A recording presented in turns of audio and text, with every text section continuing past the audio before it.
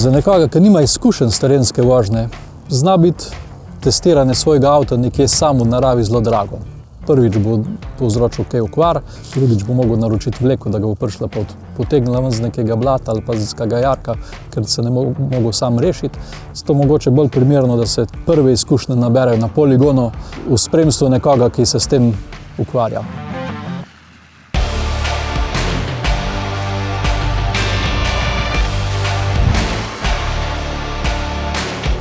Večina kandidatov se prvič sooči z neko terensko vožnjo in jim bolj pokažemo sploh, kakšne so sposobnosti njihovih avtomobilov.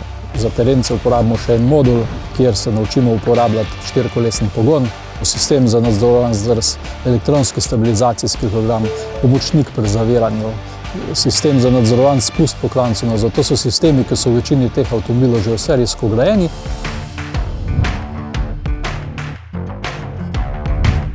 Marsikdo ima v glavi prepričanje, da teren zmore vse, drugi se pa bojijo preveč poizkušati. Se pravi, ali imamo eno skrajnost, ker mislijo, da avto more z več, kot zmore in ga postavi v neke težave, ali pa se bojijo sprobati sploh tiste sposobnosti, ki jih avto dejansko ima.